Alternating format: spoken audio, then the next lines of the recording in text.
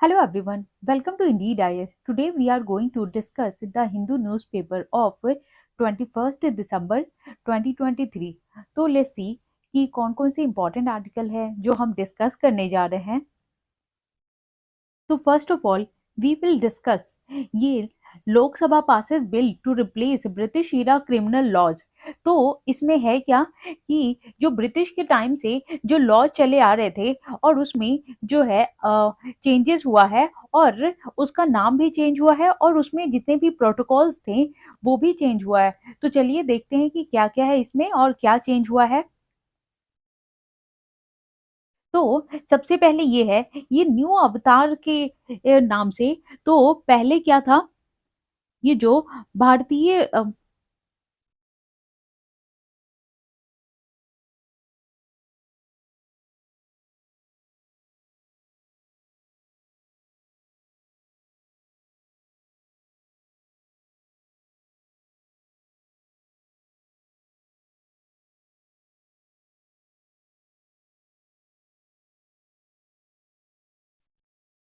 तो चलिए हम लोग डिस्कस करते हैं. तो सबसे पहले ये देखते हैं Lok Sabha passes bill to replace British era criminal laws.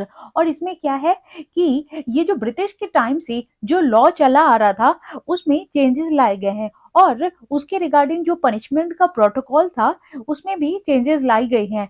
तो हम लोग देखते हैं कि इसमें कौन से लॉ जो हैं उसको चेंज किया गया है और उसके प्रोटोकॉल्स क्या क्या चेंज किए गए हैं. तो ये जो न्यू लॉ है वो डिजाइन किया गया है आफ्टर ये जो 100 ईयर्स है उसके बाद. और ये जो रिमूव कर देगा जो कॉलोनियल के टाइम पे जो लॉ बना था उसको. और ऐसा बोला है किसने, होम मिनिस्टर अमित शाह जी ने.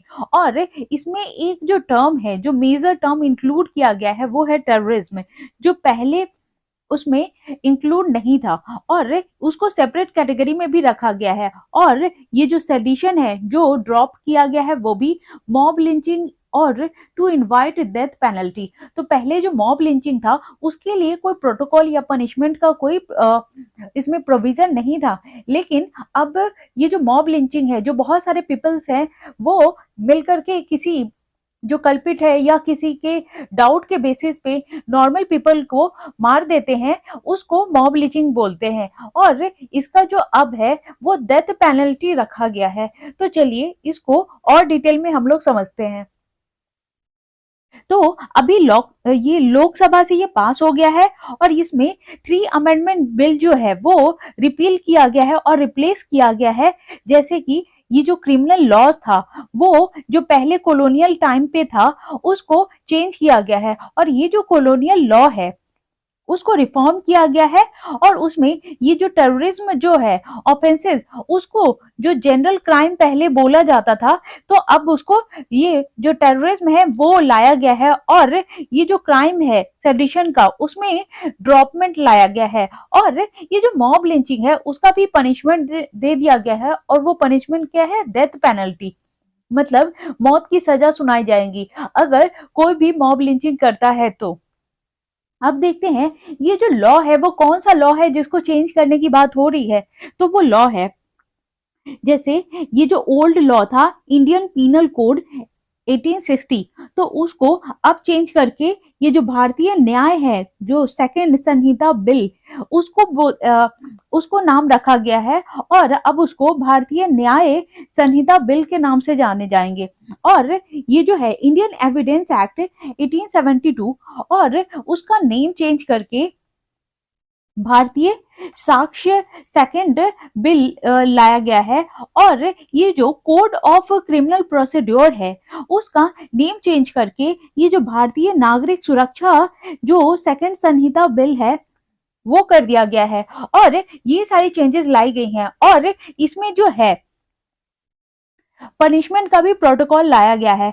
और वो देखते हैं ये जो तीनों बिल है वो पास कर दिया गया है. और ये जो और ये कब हुआ जब ये एब्सेंस था majority of opposition member from India block parties. और ये एब्सेंस क्यों था, क्योंकि बहुत सारे अपोजिशन की जो पार्टीज हैं वो अभी धरना पे हैं और वो प्रोटेस्ट कर रहे हैं क्योंकि ये जो सिक्योरिटी का ब्रीच हुआ है उसके अगेंस्ट में. और 90 of them have been suspended during this session. और बहुत सारे जिन्होंने सिक्योरिटी ब्रिच के खिलाफ जो आवाज उठाई थी और उनको सस्पेंड भी कर दिया गया है। और होम मिनिस्टर जो अमित शाह जी हैं वो कहते हैं ये जो तीनों बिल है तो इसमें जो पनिशमेंट का जो प्रोटोकॉल है वो भी डिजाइन किया गया है कि ये नेक्स्ट सेंचुरी तक वैसा ही रहेगा। और इसमें जो टेक्नोलॉजिकल एडवांसमेंट है वो भी जोड़ा गया है। और ये एक प्योर जो है वो इंडियन लॉ है after removing all the British imprints. जो जितने भी ब्रिटिश लोगों ने ये जो लॉ बनाया था तो अब उसको चेंज करके ये प्योरली इंडियन लॉ है जो बनाया गया है। और ये भी बोला है उनके द्वारा कि ये जो अमेंडमेंट हुआ है बीएनएसएस में, मतलब ये जो भारतीय न्याय संहिता है उसमें, तो ये एक्सक्लूड कर दिया गया है doctors from criminal prosecution for death due to medical negligence. अब ये जो है कि पहले अगर वो किसी पेशेंट का चेक करते वक्त और ये जो उनकी जो डेथ हो जाती थी तो अगर पेशेंट की तो उसको डॉक्टर को सजा सुनाया जाता था डेथ का, तो अब वो हटा दिया गया है। और ये जो है and will make hit and run accident cases punishable by 10 years imprisonment। और ये जो हिट एंड रन केसेस क्या होता है, जो अगर जो भी लोग हैं अगर एक्सीडेंट में कोई किसी को ठोकर मार देता है या फुटपाथ पे अगर कोई लोग सो रहे हैं तो कार से उसको क्रैश कर दे या फिर एक्सीडेंट कर दे तो उसको हिट एंड रन एक्सीडेंट बोलते हैं, तो उसकी भी सजा ऐड की गई है और वो है 10 इयर्स तक का।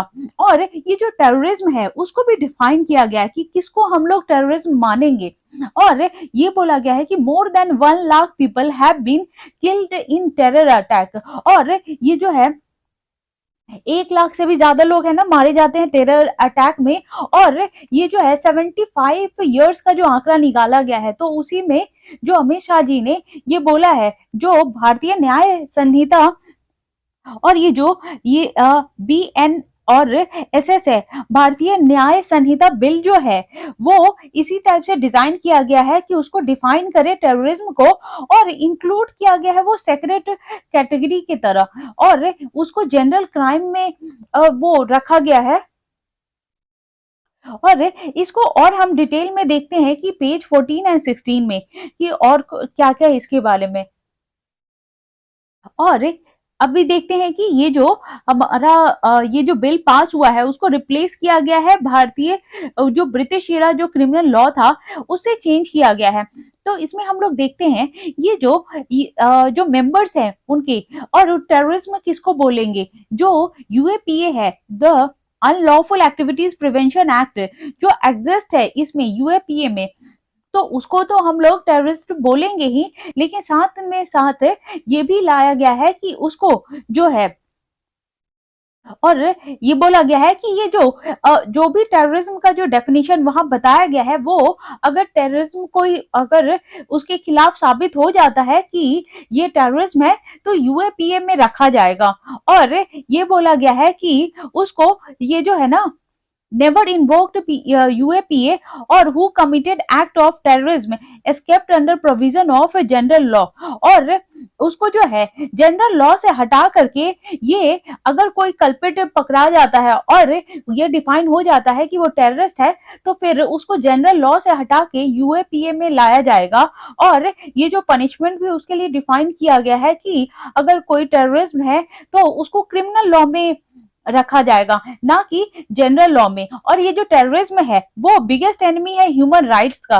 और ये सब अमित शाह जी के द्वारा बोला गया है। और ये भी बोला गया है कि ये जो टेरर है वो मिसयूज करते हैं अपने प्रोविजन का जो है ना भारतीय न्याय संहिता बिल जो है उसका।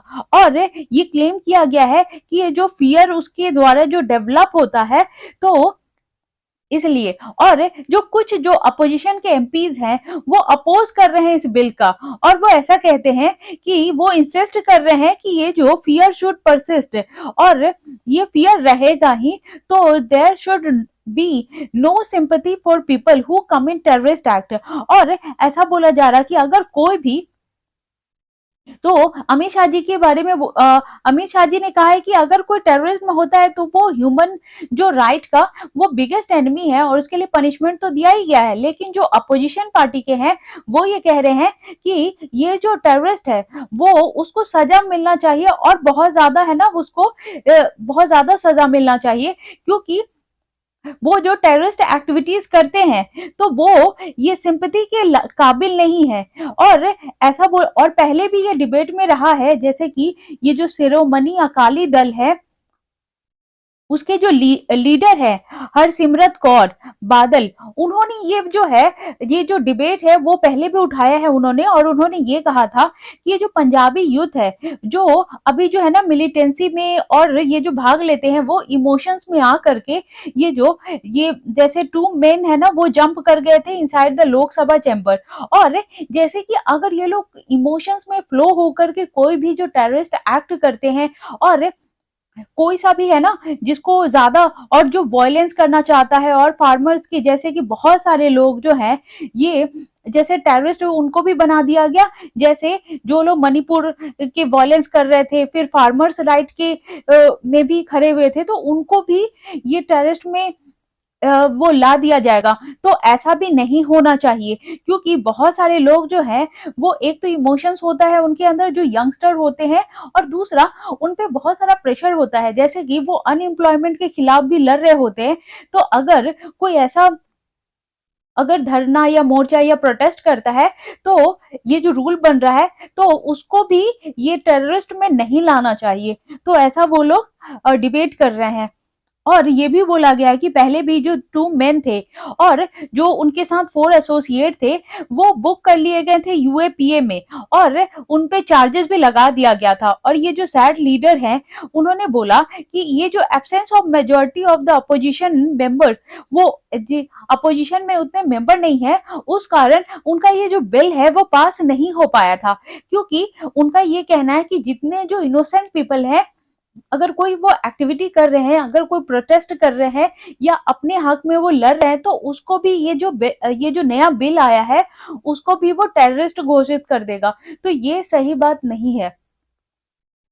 अब ये भी चीज नया ऐड किया गया है, ये जो राजद्रोह वर्सेस देशद्रोह। तो होम मिनिस्टर जी का ऐसा कहना है ये जो सेडिशन है वो ये जो रिपील कर दिया गया है न्यू लॉ से, और ये जो रिपील कर दिया गया है और ये बोला गया है जो इंडिविजुअल था विद द कंट्री, ये जो राजद्रोह था जो सेडिशन और जो ऑफेंस किया गया था किया जाता है गवर्नमेंट के खिलाफ, तो उसको रिप्लेस करके क्या बना दिया गया है देशद्रोह, जो ऑफेंस अगेंस्ट द नेशन और कंट्री। जैसे पहले भी ये हुआ है, जैसे गांधी हो गए, तिलक हो गए, पटेल हो गए, सरदार वल्लभ भाई पटेल, तो ये सारे लोग जेल में गए थे एक पर्टिकुलर जो है ना उन्होंने ब्रिटिश लॉ के अगेंस्ट उन्होंने कुछ काम किया था उससे ये लोग, और ये जो है वो never scrapped of the opposition when they were in power. और अगर कोई पावर में अपोजिशन आ भी जाती है तो उनको भी ये हक नहीं मिलेगा कि ये जो पावर ये जो लॉ बनाया गया है वो हटा सके, क्योंकि अभी जो ये देशद्रोह है तो पहले तो जो गांधी है या तिलक है या पटेल है तो वो लोग देश को बचाने के लिए वो जो ब्रिटिश ने जो लॉ बनाया था उसके खिलाफ गए थे। जो एआईएम और आईएमएमपी के जो असाउद्दीन है ओवैसी जी, वो बोलते हैं कि हम लोग कुछ ही चेंज कर सकते हैं ये जो सेडिशन एक्ट है उसके नाम पे, लेकिन ये जो इंडिपेंडेंट कंट्री है ये वो क्रिटिसाइज किया जा रहा है गवर्नमेंट को कि उनको इतना हक नहीं है कि किसी को भी वो जेल में डाल दे, और you cannot say anything against the country और do anything against interest in the country, कि अगर कोई भी अगर कंट्री के खिलाफ बोलता है तो ये जो है गवर्नमेंट को कि वो जेल में डाल दे किसी भी लोग को, तो ये सही नहीं है, क्योंकि यहाँ पे क्या है freedom of right and expression तो वो दिया गया है, तो कोई कुछ भी बोल सकता है, तो इसका मतलब ये नहीं कि सबको उठा के जेल में डाल देंगे। और ये जो ओवैसी साहब है उन्होंने पहले भी ये लॉ बनाया है कि ये इम्पैक्ट करेगा माइनॉरिटी पे, कि जो माइनॉरिटी में है अगर और जो अंडर प्रिविलेज्ड कम्युनिटी है अगर वो कुछ भी बोलेंगे तो जेल में डाल देंगे। और फिर ये उसको या तो टेररिस्ट घोषित कर देंगे या फिर उन पे चार्जेस लगा देंगे। तो ये बिल्कुल भी सही बात नहीं है। और उन्होंने ये बोला कि ये जो सेफ गार्ड है पुलिस के अगेंस्ट है, और जो एक्सेस एंड ये जो फैब्रिकेटेड एविडेंस है वो भी तो यूज किया जाता है।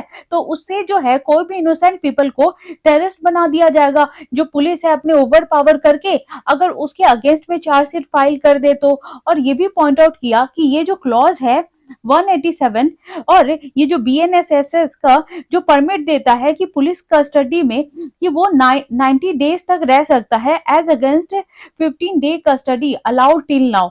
और ये जो लॉ है जो प्रिवेंट करता है third party from filing the ये जो mercy petition on behalf of the convicts on death row. और अगर कोई टेररिस्ट घोषित हो जाता है तो पहले क्या था कि उसके बिहाफ पे कोई थर्ड पार्टी जो है ना मर्सी पिटिशन फाइल कर सकता था। लेकिन अब क्या है कि ये जो मर्सी पिटिशन फाइल नहीं कर पाएगा।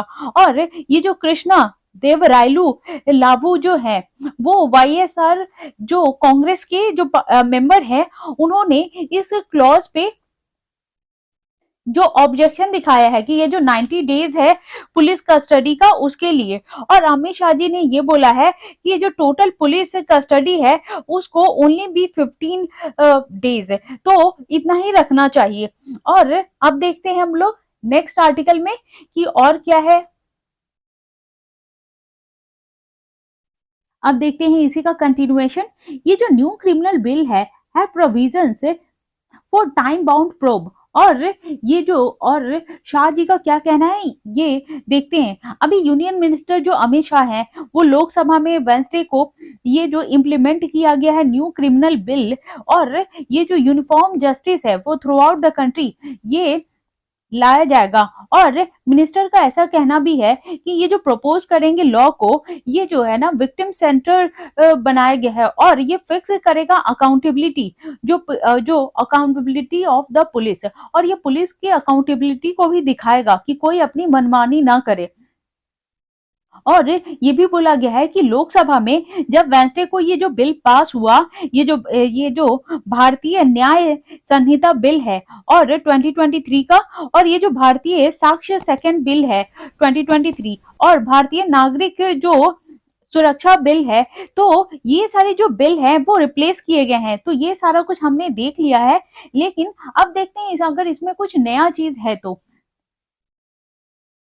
तो अभी जो बोला गया है ये जो फर्स्ट इंफॉर्मेशन रिपोर्ट है एफआईआर उसको जो है वो रजिस्टर्ड करे।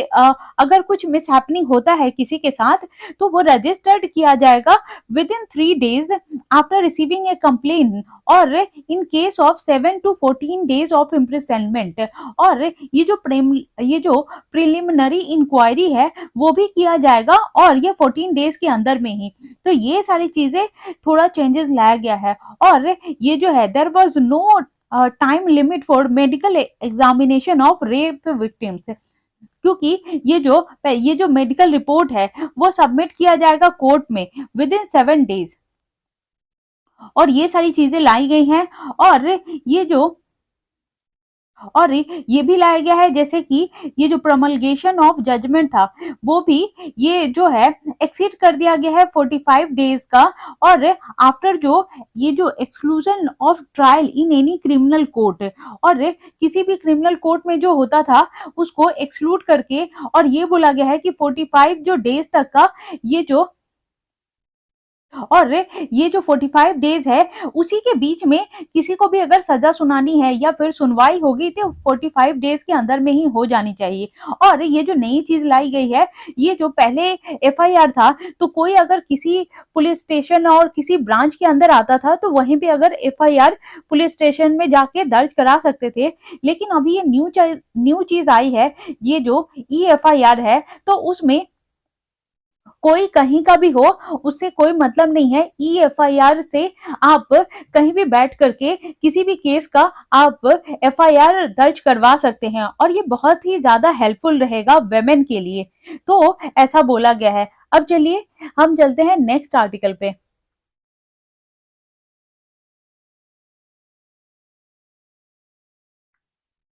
अब भी हम लोग डिस्कस करते हैं ये नेक्स्ट आर्टिकल कि Lok Sabha passes telecom bill 2023 to replace 138 year old telegraph act. तो ये 138 ईयर ओल्ड है, विच मीन्स कि ये ब्रिटिश के टाइम का है, जिसको अब न्यू बिल पास किया गया है, टेलीकॉम बिल 2023। और लोकसभा ने वेंसडे को ये जो बिल है वो पास किया, और ये जो ओमनीबस ये टेलीकॉम बिल है 2023 को, उसको रिप्लेस कर दिया गया है ये जो 138 ईयर ओल्ड बिल था, जो इंडियन टेलीग्राफ एक्ट, उससे। और इसमें जो नई चीजें क्या क्या लाई गई है और क्या क्या रेगुलेट किया गया है, ये जो टेलीकम्युनिकेशन है, और ये जो और रिमूव कर दिया गया है ये bottle neck in creating telecom infrastructure है। ये जितने भी टेलीकॉम सर्विसेज हैं वो इंटरेस्टेड रहती हैं, वो नेशनल सिक्योरिटी एंड प्रोवाइड करेगा non auction route for the allocation of satellite spectrum. तो ये सारी चीजें प्रोवाइड की जाएगी। और इसमें देखते हैं कि सस्पेंशन क्या है। ये जो बिल जो पास किया गया है वॉइस वोट के द्वारा आफ्टर ए शॉर्ट डिस्कशन, और ये जो अपोजिशन मेंबर्स हैं वो did not attend the house following the suspension, और ये जो है उनकी सस्पेंशन हुई थी तो इसीलिए ये जो अटेंड नहीं कर पाए थे। और ये जो टेलीकॉम बिल है 2023 का, वो प्रोवाइड करता है ऐसा मैकेनिज्म कि वो एक्सरसाइज करे right of way for laying telecom infrastructure in public as well as a private property. तो ये जो पब्लिक के लिए भी काम करेगी और जो प्राइवेट प्रॉपर्टी है उनके लिए भी काम करेगी। और ये जो उनके हक में के लिए बनाया गया है कि उनके जो है उन जो इंफ्रास्ट्रक्चर और ज्यादा इन्हांस हो। और ये भी बोला गया है कि ये प्रोटेक्ट करेगा ये और रिक्वायर करेगा जो प्रायर कंसेंट है, और रिसीव करेगा स्पेसिफिक जो मैसेजेस हैं, और ये जो और creation of A do not disturb register, और ये भी जो है ना ये सारी चीजें जो फैसिलिटी लाई गई हैं। और ये जो कम्युनिकेशन है जो नेटवर्क है और जो प्रोवाइड करता है टेलीकम्युनिकेशन सर्विसेज, और ये पॉजेस करता है जो रेडियो इक्विपमेंट है, तो वो सारी चीजें भी प्रोवाइड की जाएगी इसमें। और ये जो सिंपल ऑथोराइजेशन में देखते हैं, ये जो बिल है वो क्लियरली डिफाइन किया गया है रीजन फॉर विच ये जो एडमिनिस्ट्रेटिवली स्पेक्ट्रम है कि ये क्यों एलोकेट किया गया है। तो ये सारी चीजें ना उसमें डिफाइन की गई है। और इसमें जो इंफॉर्मेशन टेक्नोलॉजी के जो मिनिस्टर हैं अश्विनी वैष्णव, उन्होंने बोला है कि ये जो बिल है बिफोर इट्स पासेस, ये पास होने से पहले ही ये सारी कुछ चीजें बता दी हैं उन्होंने कि क्या क्या इसमें है, क्या क्या चेंज हो रही है, और क्या क्या प्रावधान लाया गया है, एंड क्या क्या प्रोविजन ऐड किया गया है। और ये जो बिल है ये बिगेस्ट रिफॉर्म है इस सेक्टर का, जो टेलीकम्युनिकेशन सेक्टर है उसका। और ये जो है वन सिंपल ऑथोराइजेशन जो इंसिस्ट करता है 100 लाइसेंसेस, उन्होंने बताया जो अश्विनी वैष्णव है उन्होंने। और ये जो टेलीकम्युनिकेशन है वो इंटरसेप्ट करेगा स्पेसिफिक ग्राउंड्स में, जो इंक्लूड होगा ये जो सिक्योर करेगा security of the state, public order को, और प्रिवेंशन ऑफ ऑफेंसेस। तो ये सारी चीजों में प्रोटेक्ट करने का काम करेगा ये। और ये भी बोला गया है कि अगर कोई जैसे पब्लिक का इमरजेंसी होता है या फिर कोई डिजास्टर मैनेजमेंट होता है, तो ये जो है उनके इंटरेस्ट में, जो पब्लिक सेफ्टी के इंटरेस्ट में, या फिर सेंट्रल गवर्नमेंट हो गए या स्टेट गवर्नमेंट, और कोई भी ऑफिसर है स्पेशली ऑथोराइज्ड जो है सेंट्रल गवर्नमेंट के बिहाफ में, तो या फिर स्टेट गवर्नमेंट के बिहाफ में, तो उनके लिए भी ये वर्क करेगा। और ये नोटिफाई करेगा कि जो टेम्पररी पोजीशन है किसी भी टेलीकम्युनिकेशन सर्विस का या फिर टेलीकम्युनिकेशन नेटवर्क का, तो अगर वो किसी भी और अथॉरिटी के एंटिटी हैं तो उनके लिए भी ये हेल्प करेगा। और ये जो बिल है वो इंट्रोड्यूस किया गया है दिसंबर 18 को लोअर हाउस में, मतलब कि लोकसभा में, और अब ये फर्दर पास किया जाएगा राज्यसभा में, और वहां से भी वो पास होके आ जाएगा। तो ये सारी चीजें उसमें ऐड की गई है। और ये जो है बेसिकली इन शॉर्ट कि ये जो पहले टेलीग्राफ एक्ट था वो टेलीकम्युनिकेशन में ऐड कर दिया गया है, और यहाँ पे जो है जो भी मिनिस्ट्रीज हैं या फिर स्टेट गवर्नमेंट हो या सेंट्रल या फिर प्राइवेट हो या फिर ये जो गवर्नमेंट का है जो पब्लिक, तो ये सारी चीजों के लिए वो हेल्पफुल रहेगा। और इसमें क्या है कि अकाउंटेबिलिटी और ट्रांसपेरेंसी को भी देखा जाएगा, और कोई भी ऑफेंस ना हो उसको भी देखा जाएगा। तो चलिए देखते हैं दूसरे आर्टिकल पे।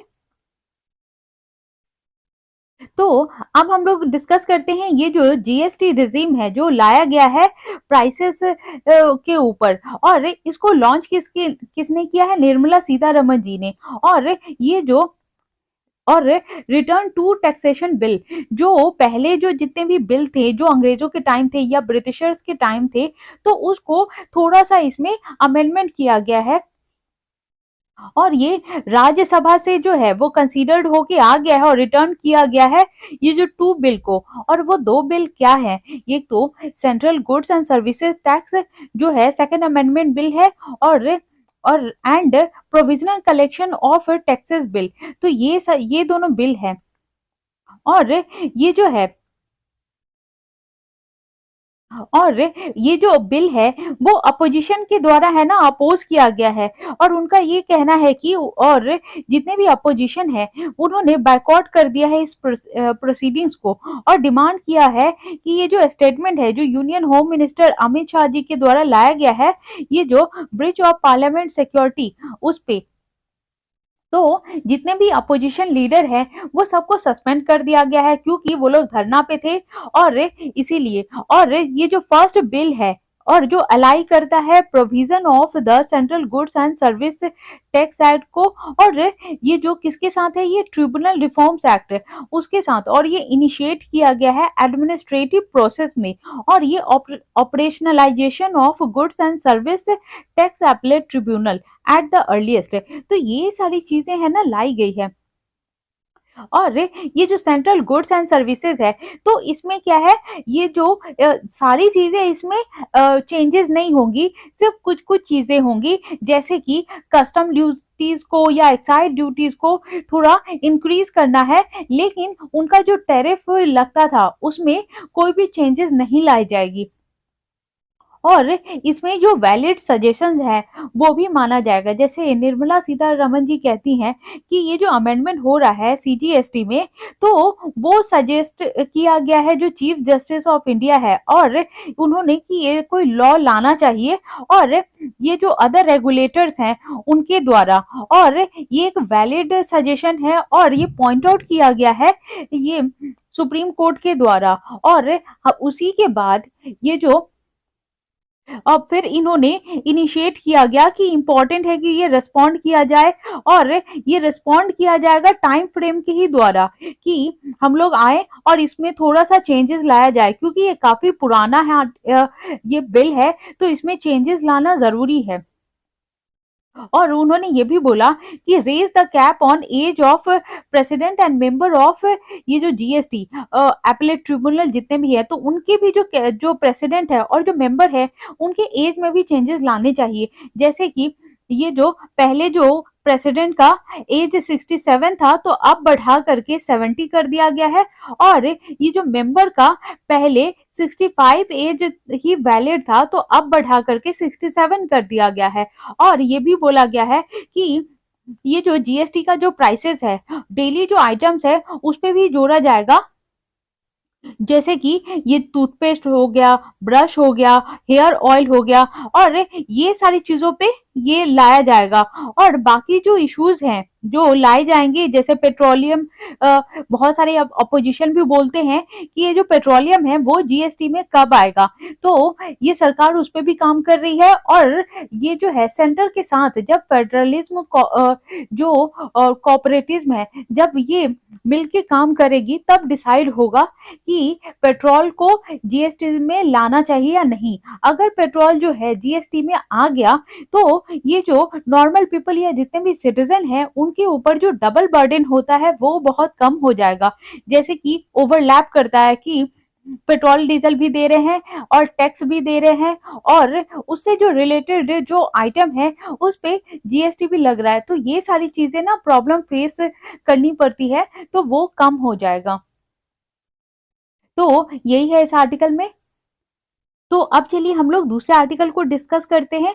अभी जो कोरोना है वो फिर से न्यूज में आ गया है, क्योंकि इसके जो केसेस हैं फिर से राइज हो रहे हैं, और बहुत सारी जगह कोरोना का एकदम सडन राइज हुआ है, उसके केसेस बढ़ गए हैं। और ये भी है कि WHO का गाइडलाइन आया है कि फिर से अवेयर हो जाएं, और एक नया वेरिएंट भी आया है कोरोना का, और वो वेरिएंट क्या है, JN.1 केसेस, और ये जो JN.1 है वो इसका वेरिएंट आया है। और ये देखते हैं कि क्या बोला गया है। ये जो यूनियन हेल्थ मिनिस्टर है मनसुख मांडविया, उनको उन्होंने वेंसडे को ये बोला है कि ये जो वर्चुअल हाई लेवल कोविड-19 ये जो रिव्यू किया गया है स्टेट हेल्थ मिनिस्टर के द्वारा, और ये बोला है कि ये जो सडन राइज हुआ है केसेस का, और वो कौन कौन से स्टेट में राइज हुआ है, जैसे कि केरला हो गया, झारखंड हो गया, कर्नाटका हो गया। और हेल्थ मिनिस्ट्री ने ये बोला है कि ये जो no clustering of cases has been reported in the new JN.1 variant of the SARS-CoV-2 corona virus, और which 21 cases have been detected till now.